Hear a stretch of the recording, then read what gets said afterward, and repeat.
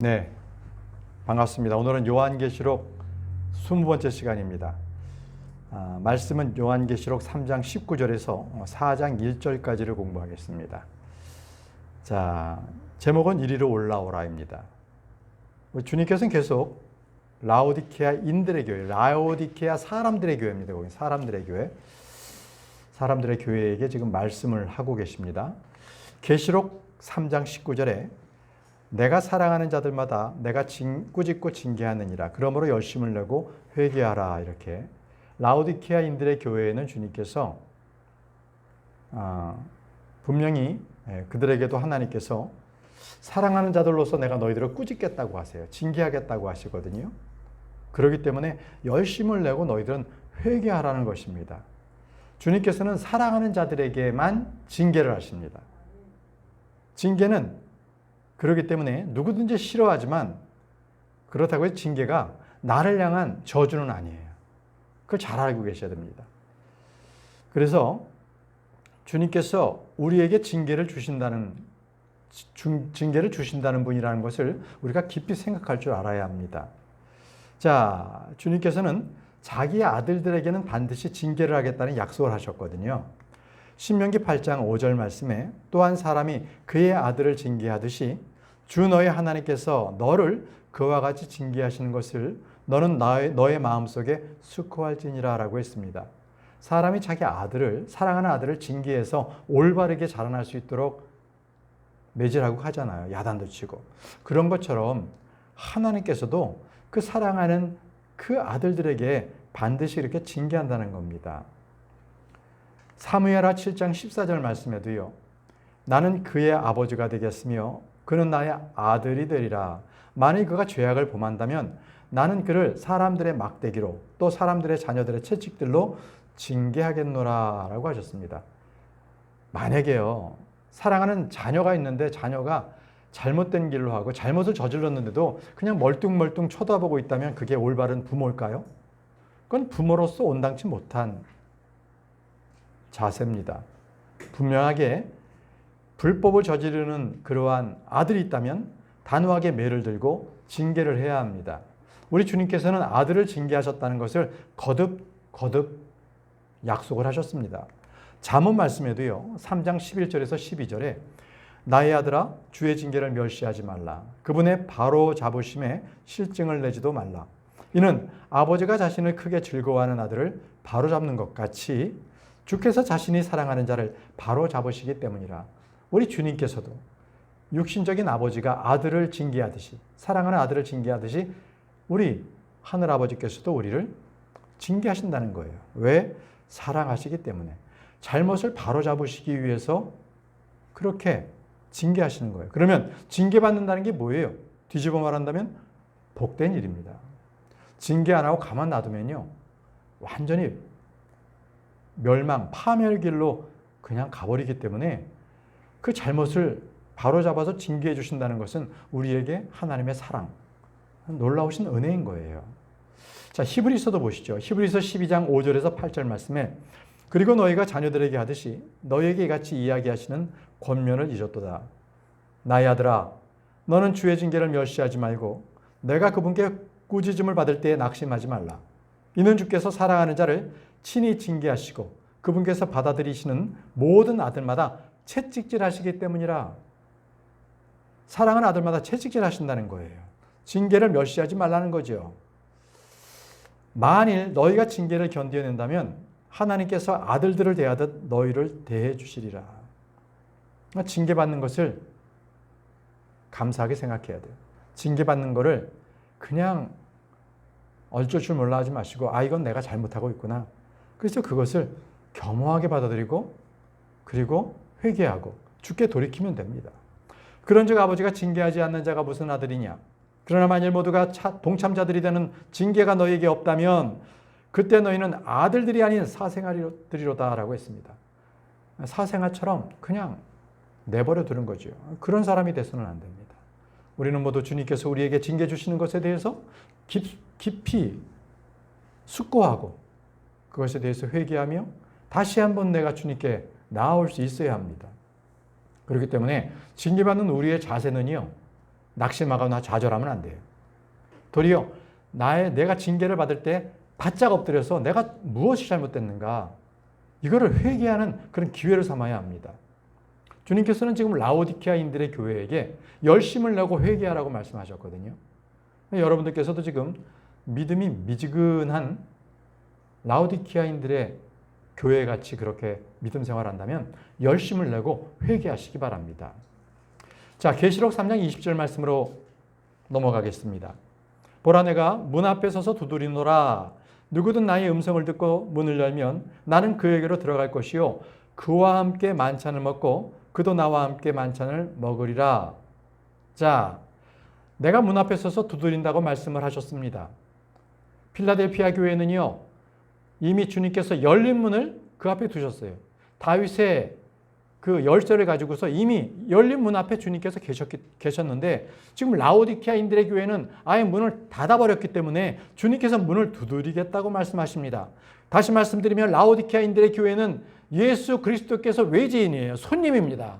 주인이 되셔야 되는데 그저 밖에 있는 그러한 손님으로만 두고 있는 거죠. 자, 요즘에 여러분들 교회를 생각해 보세요. 교회에서 어떤 행사를 한다. 거기는 예수 그리스도가 없습니다. 예술 행사를 한다. 그냥 유명인들 초청해서 그냥 세상적인 잔치하고 예수님에 대해서는 없어요. 그게 교회에서 하는 일들입니다. 주님은 그런 교회에 지금도 문을 두드리고 계세요. 너희의 문을 열어라. 그런 교회는 주님께서 지금 들어와 계시지 않고 있습니다. 우리 주님은 분명히 두세 사람이 모인 곳에 내 이름으로 모인다면 나도 그들과 함께 있겠다고 말씀하셨습니다. 그런데 수백, 수천만이 모인 그러한 교회랄지라도 아마 라오디케아인들의 교회는 그때 거기가 상업도시였기 때문에 그랬을 거예요. 그럼에도 그곳에는 사람은 많았지만 하나님은, 주 예수님은 계시지 않았습니다.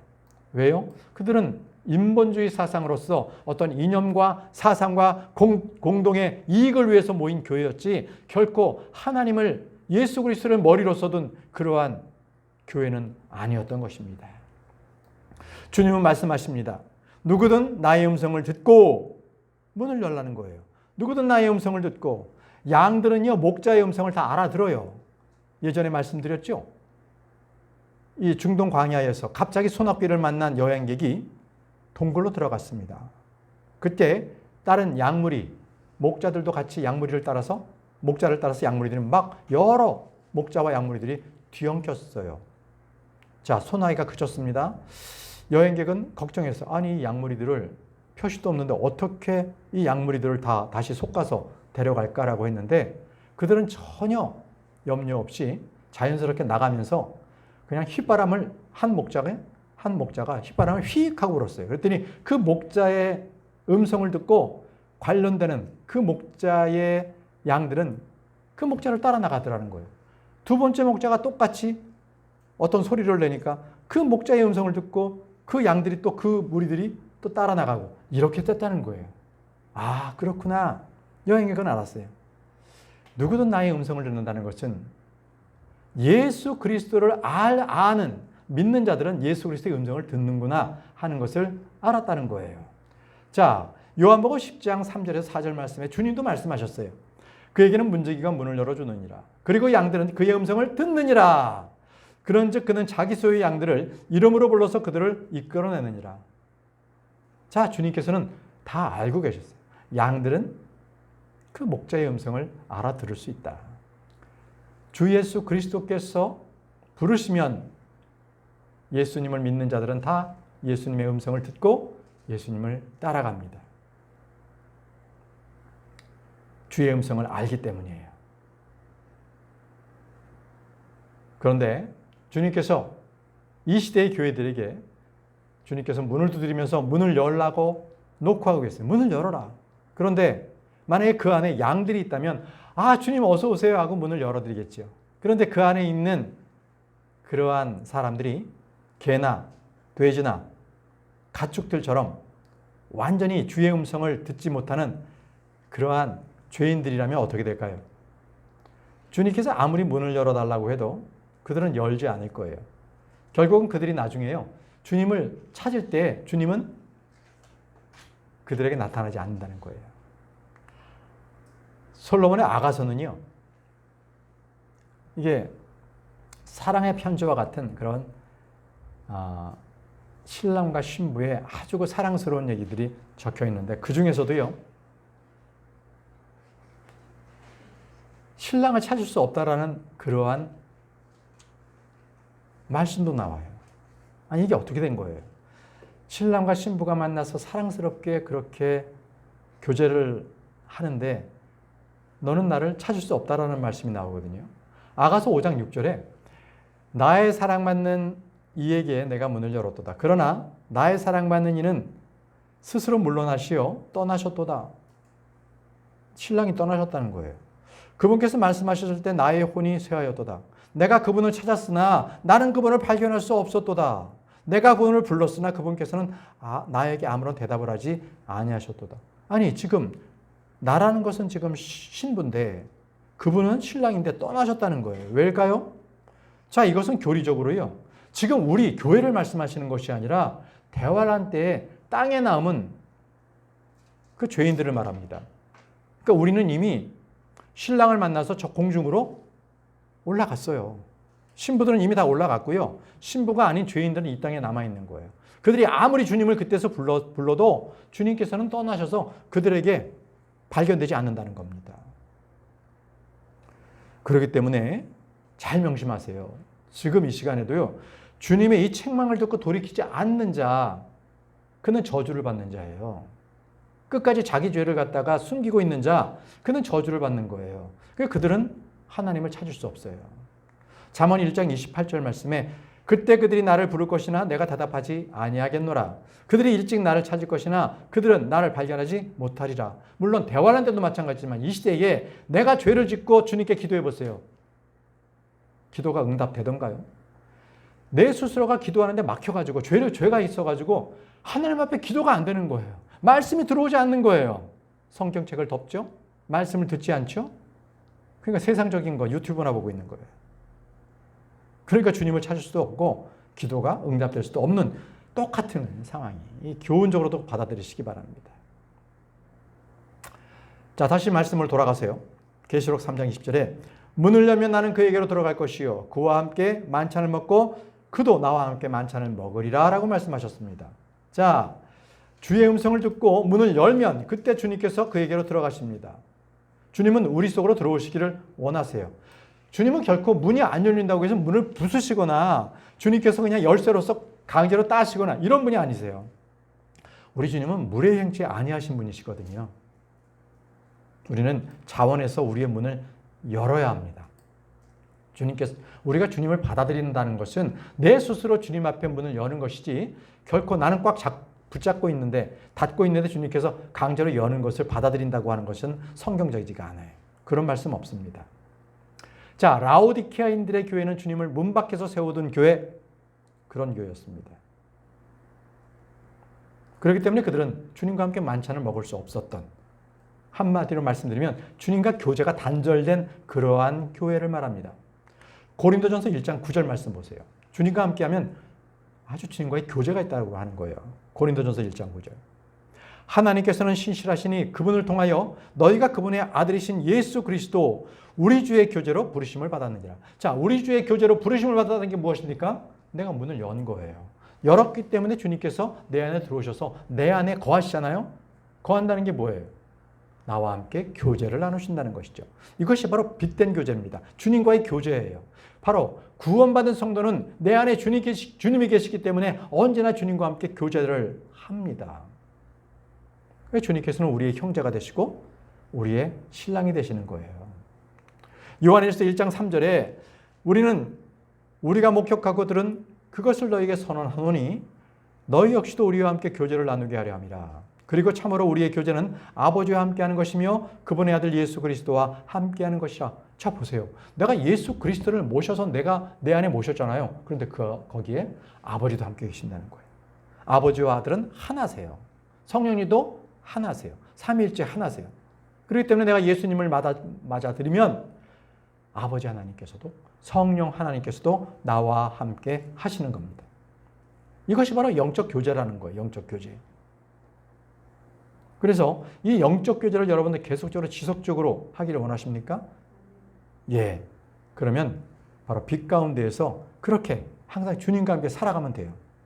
그것이 주님과의 항상 계속 이어지는 교제를 가져가는데 그 교제를 할 때 내가 불안함, 두려움, 떨림, 무서움이 없어지는 거예요. 세상에 두려운 게 없는 거죠.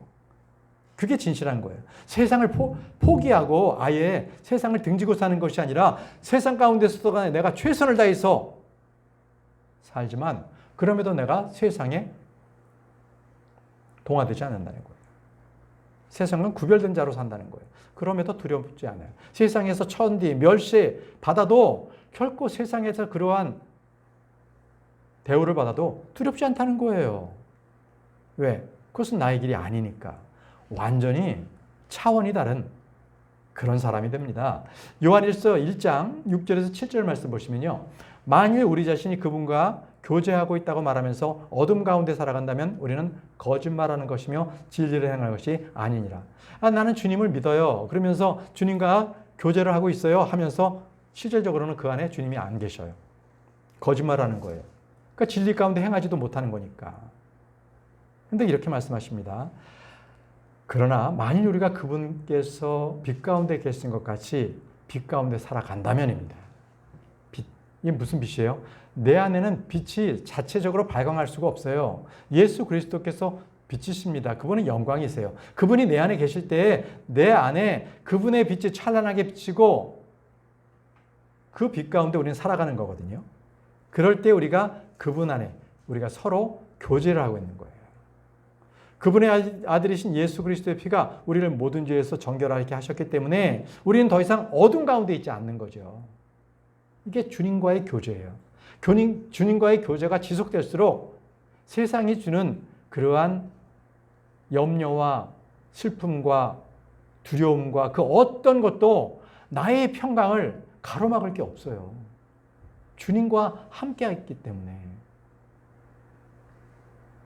자, 우리 주님께서는요, 라오디게아인들의 교회에 내가 들어가겠다라고 하시지만 그들은 문을 꽁꽁 걸어 잠그고 있었습니다.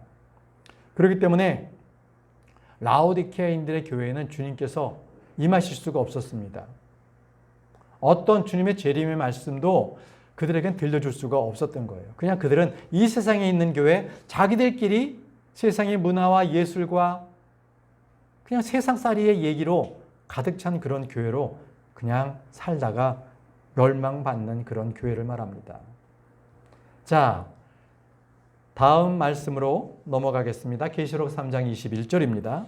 이기는 자에게는 나의 보좌에 나와 함께 있는 것을 내가 승인하겠으니 곧 나 역시 이겨서 내가 나의 아버지와 함께 그분의 보좌에 앉게 된 것과 같으니라 라고 하셨습니다. 자, 이기는 자에게는 나의 보좌에 나와 함께 앉는 것을 내가 승인하겠다고 하시죠.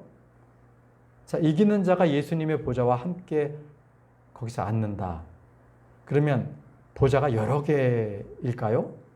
여기서 말씀하시는 것, 예수님께서 하나님의 보좌 오른편에 앉아 계시거든요. 근데 그것에 또 나와 함께 앉아 계시겠다는 거예요. 자, 우리 한번 좀 계속적으로 보시죠. 하나님의 보좌 오른편에 예수님이 앉아 계신다는 말씀, 히브리서 8장 1절. 이제 우리가 언급한 것들 중 이것이 요점이라 우리가 이러한 대제사장을 두었으니 그분은 예수님이십니다. 하늘들에서 존엄하신 분의 보좌 오른편에 앉아 계신 하나님 아버지의 보좌 오른편에 앉아 계신 오른편에 또 한 구절 더 볼게요. 히브리서 12장 2절에 우리 믿음의 창시자이자 완성자이신 예수님을 바라보자. 그분께서는 자신 앞에 놓인 즐거움을 위하여 수치를 멸시하시며 십자가를 견디셨고 그 다음 어디 계세요? 하나님의 보좌 오른편에 앉게 되셨느니라 라고 했습니다. 자, 이제 한번 정리해 볼게요. 예수님께서는 하나님의 오른편에 앉아 계시고 예수님께서는 우리와 함께 그 보좌에 앉겠다고 하시면 하나님의 보좌는요, 천상에 보면 딱 하나예요. 한 20개 갖다 놓는 게 아니란 말이죠. 그 얘기 뭐예요? 하나님 아버지의 옆에 예수님께서 앉아 계시다. 오른편에 함께 앉아 계신다는 거예요. 오른편에 앉아 있다는 것은 성경에서 가장 친근한 것을 표현해요. 왼편은 아주 원수적인 거, 반대적인 거고 오른편은 친근한 거예요. 그래서 가장 나와 함께 있는 아들, 거기 앉는 거예요. 근데 거기에 누가 또 앉아요? 우리도 앉는 거예요. 그럼 우리는 거기서 뭐 할까요? 앉아서 빈둥빈둥 멀뚱멀뚱 있어요? 그냥? 그렇지 않아요. 거기서 우리도 예수님과 함께 다스린다는 거예요. 우리가 함께 모든 민족을 다스립니다. 계시록 2장 26절에요. 그리하면 이겨서 나의 행위들을 끝까지 지키는 자, 그에게 내가 민족들을 다스리는 권능을 주겠노라고 하시잖아요. 자, 이것은 교리적으로 대환란 때의 성도들이지만 교훈적으로 우리도 마찬가지예요. 우리는 이미 이긴 자예요. 이미 예수 그리스도께서 이겼잖아요. 그래서 우리가 이기는 승리는 뭐예요? 믿음이잖아요. 믿음으로 우리는 이미 벌써 예수 그리스도께서 이루어놓으신 그 승리를 받은 거예요. 그렇기 때문에 우리도 민족들을 다스리는 권능을 이미 주셨습니다. 비록 우리는 여기서 종처럼 섬기는 자로 살지만 이제 우리가 부활해서 저 셋째 하늘에 올라갔을 때는 주님께서 그때는 우리에게 다스리는 자로 대제사장으로서 우리에게 그러한 권한을 주신 겁니다. 얼마나 영광스럽습니까? 자, 민족들을 다스리는 권능을 주겠다고 말씀하신 겁니다. 예수님과 함께 그 보좌에 앉아서요. 우리는 심판도 합니다. 보세요. 계시록 20장 4절에 그리고 내가 보좌들과 그것들 위에 앉은 자들을 보았는데 심판이 그들에게 주어졌더라. 남들이 아니라 우리입니다. 우리가 그 보좌들에 딱 앉아 있는 거예요. 거기에 앉았는데 심판이 그들에게 심판자로서의 권한도 있다는 거예요. 누굴 심판해요? 천년왕국에서 육신의 몸을 입고 있는 사람들 있잖아요. 유대인과 이방인들, 양의 민족들. 1000년 동안 났으니 얼마나 많았겠어요. 그들 중에 2억 이상은 주님을 배반하고, 그죠? 나중에 그들은 불로 살아 죽습니다. 말씀으로 죽죠. 말씀의 검으로. 그런데 그들 중에 예수님을 따랐던 남은 자들을 우리는 그들을 다스려요. 심판합니다. 놀랍지 않습니까? 또 우리가 죄 지은 천사들도 심판합니다. 마지막 때. 그러한 막강한 권한을 우리에게 주셨어요. 천사는요, 우리보다도 능해요. 능력이 많습니다. 함부로 못할 존재잖아요. 그래서 우리가 이 마귀를 대할 때 그들도 영의 존재잖아요. 우리는 다른 걸로 혈과 육으로 싸울 수가 없어요. 영적으로 우리는 말씀의 검으로 그들과 싸워야 합니다. 믿음의 방패로 그들의 불화살을 막아야 되는 거예요. 자, 본문 말씀 계시록 3장 22절로 넘어가서 귀 있는 자 그는 성령께서 교회들에게 말씀한 것을 들을지어다 라고 라오디키아 교인들에게 지금 말씀하고 있어요. 이게 지금 계시록 3장 마지막 절에 라오디키아인들에게 동일하게 주신 말씀이거든요. 성령께서 교회들에게 하신 말씀을 너희는 들으라는 거예요. 들으라. 그런데 성령께서 교회들에게 하시는 말씀이 뭐예요? 이겁니다. 지금 주님께서는 저와 같은 미천한 자를 통해서 오늘 이 시간에 계시록을 강의하게 하셨어요. 그럼 여기서 지금 설파되는 이 말씀이 사람의 말이 아닙니다. 하나님께서 주시는 말씀을 저는 그대로 여러분들에게 예언하고 있는 겁니다. 그렇기 때문에 이 말씀을 듣는 여러분들은요, 앞으로 장차 나타날 적그리스도의 왕국이 어떻게 도래할 것인가, 그리고 그게 올 때까지, 그 왕국이 올 때까지 이 땅은 얼마나 험악하고 악하게 변화될 것인가를 우리는 이미 알고 있는 거예요. 그때가 점점 다가오고 있다. 그렇다면 여러분, 이 설교 그리고 이 강의를 듣는 분들은 어떻겠어요? 앞으로 미래에 대해서 나타날 그 모든 징조, 그 모든 사례, 상황들을 겁내지 말고요. 우리가 거기서 헛된 일을 겪을 필요가 없다는 거죠. 이미 하나님께서는 우리에게 어떻게 살아라는 말씀을 주셨기 때문에 그 말씀에 따라서 우리는 완전히 미래를 직시하고 그 주님께서 오시는 것을 우리는 한 걸음 주님께서 원하시는 그 기쁨의 길로 우리는 걸어가야 한다는 것입니다. 여러분, 지금 이 시대에도요, 뜨겁지도 차갑지도 않은 그런 미적지근한 교회들이 있습니다. 교회 가면 하나님의 말씀이 선포되는 것보다는 사람들을 축하하는 축하잔치, 먹고 마시는 곳에 그냥 노는 거, 이게 교회의 하나의 프로그램화가 되어 있는 것.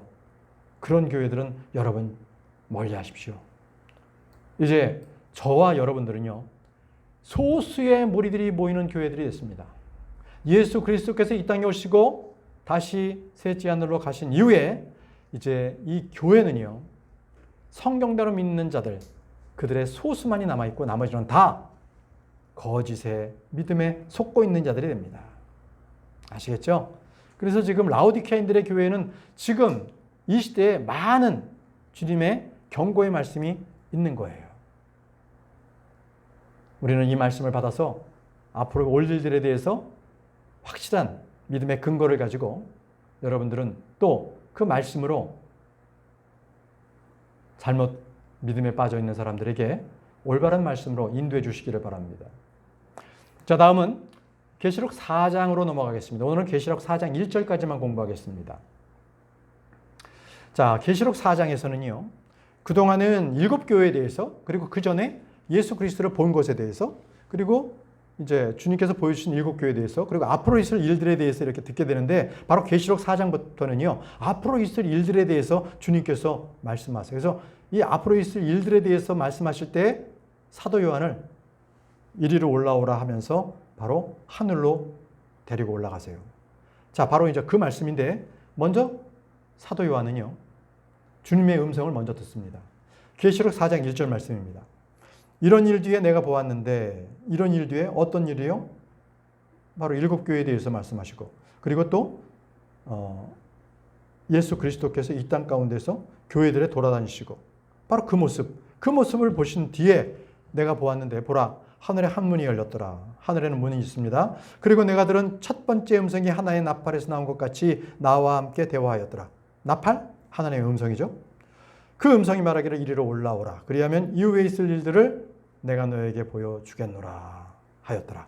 자, 굉장히 중요한 말씀이 요절요절마다 많이 나오고 있습니다. 자, 이런 일들 위에 이후에 반드시 있을 일들이라고 주님께서 말씀을 하셨어요. 자, 이제 요한은요, 갑자기 시대를 초월해서 주의 날로 넘어갑니다. 주의 날로 그 영이 가요. 그렇게 해서 그때 있을 일들을 쭉 기록합니다. 그게 바로 요한계시록이거든요. 우리가 그동안에 요한계시록 2장과 3장에는 7교회, 대환란 때 있을 그 교회가 역사적인 거고요. 그것은 바로 이 시기에 있는 그러한 교회를 다루기도 해요. 두 가지를 다 예언하신 거거든요. 이중적인 그러한 예언을 하신 거예요. 계시록 2장과 3장에는. 그래서 근본적인 교리는 계시록 2장 3장에서 나오는 7개의 교회는 바로 대환란 때에 마지막 남은 그러한 성도들의 교회고요. 대환란 성도들의 교회고요. 지금 이 시대도 그게 역사적으로도 똑같이 나타나고 있는 거예요. 7교회가 이 시대의 마지막 때의 교회들의 모습을 쭉 역사적으로 나타내고 있는 것이죠. 자, 우리는요, 대환란이 오기 전에 눈 깜짝할 사이에 공중으로 들려 올림을 받습니다. 그래서 들림을 받지 못한 사람들은 그들은 믿음이 없었던, 믿지 않는 자들이었기 때문에 그들이 몸이 대환란의 그 모든 야곱의 고난을 다 받아야만 되는 거예요. 7년 동안.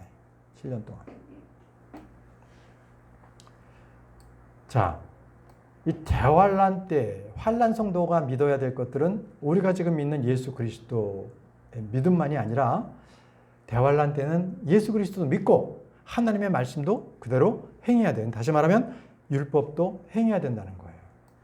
그럼 어떻게 봐요?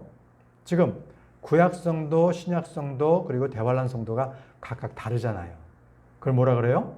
세대적으로 분리를 한다는 거예요. 하나님의 경륜, 디스펜세이션으로서 다 그걸 경륜을 달리하죠. 경륜이 뭐냐면 집주인이 자기 집을 경영하는 데 있어 경영 방침이에요.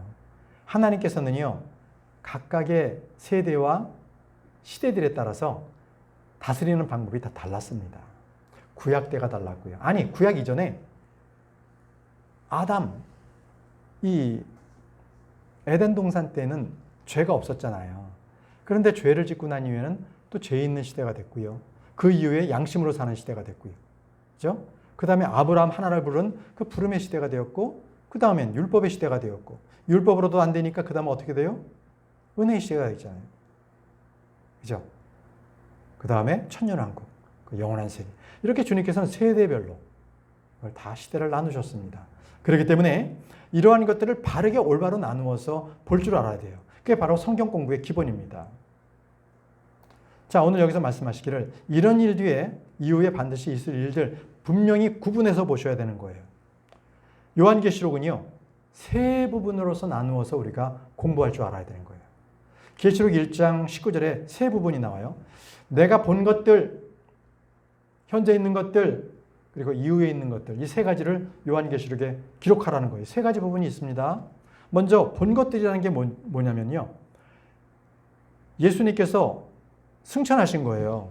승천하신 뒤에 예수 그리스도께서는요, 이 땅에서의 모습을 보이셨던 그러한 초라하고 남루했던 그런 모습이 아닌 거예요. 그래서 막 영광이 가득하시고요. 정말 그 앞에 그 엄청난 그 광경에 함부로 눈을 떠서 그분을 볼 수 없을 정도로 위엄이 가득하신 분으로서 그 영광 받으시는 바로 그분이 주의 날 그 성령 안에서 나팔 소리와 같이 큰 음성을 내고 7 금 등잔대 그 한가운데를 돌아다니신 그 사람의 아들 같은 모습, 바로 그것을 요한이 먼저 봤어요. 그게 바로 계시록 1장이에요. 이미 본 것들이에요. 본 것들을, 천상에 계신 예수 그리스도를 사도 요한이 그걸 기록한 겁니다. 두 번째, 현재 있는 것들이 무엇이에요?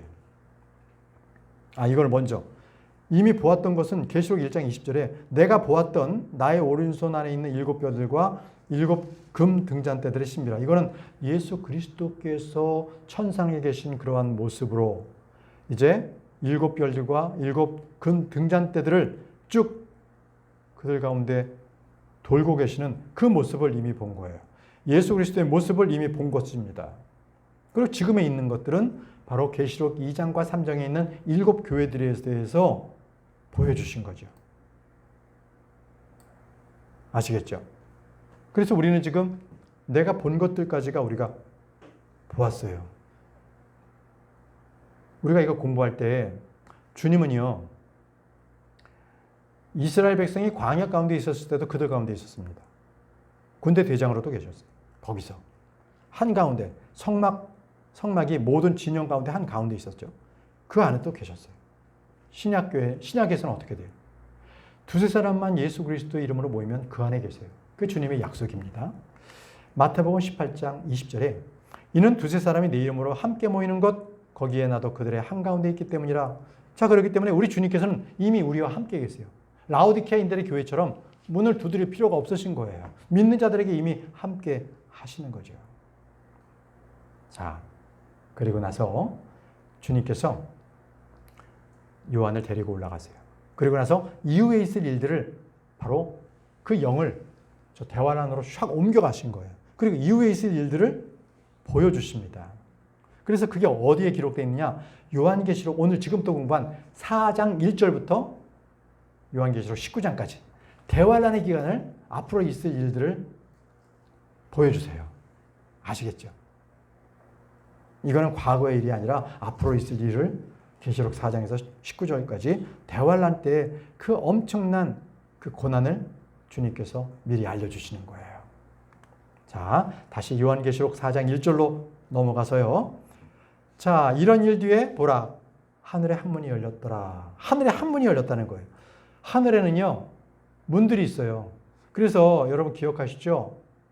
노아가 이제 홍수를 맞이할 때 그 많은 비가 내렸을 때 그때 하늘에서 문이 열렸어요.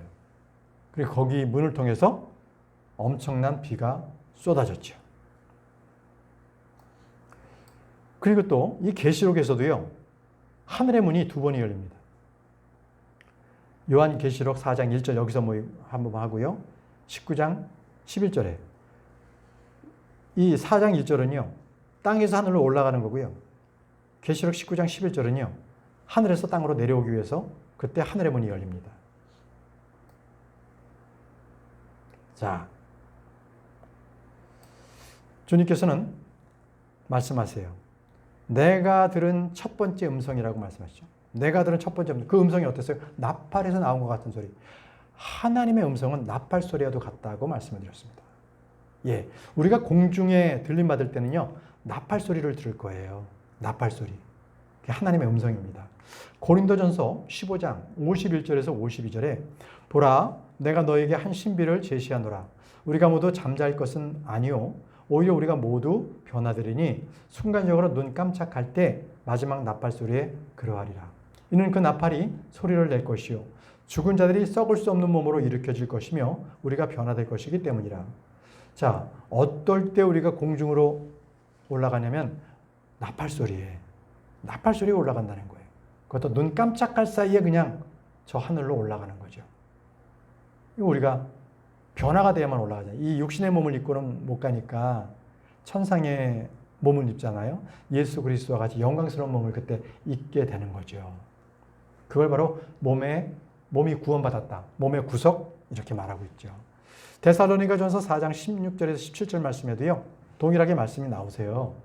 이는 주께서 환호와 천사장의 음성과 하나님의 나팔 소리와 함께 하늘로부터 친히 내려오실 것이기 때문이라. 그때 어떤 일이 있어요?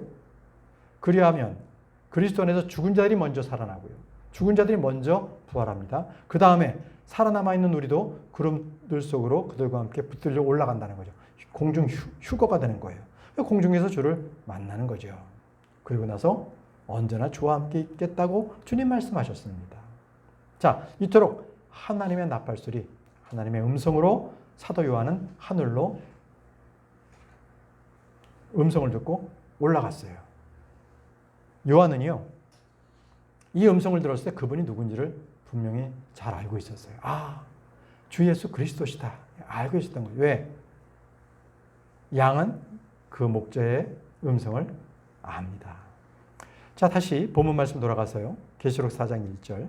이리로 올라오라 라고 했습니다. 이리로 올라오라. 성경에서 이리로 올라오라 라는 표현이 한 3번 나옵니다.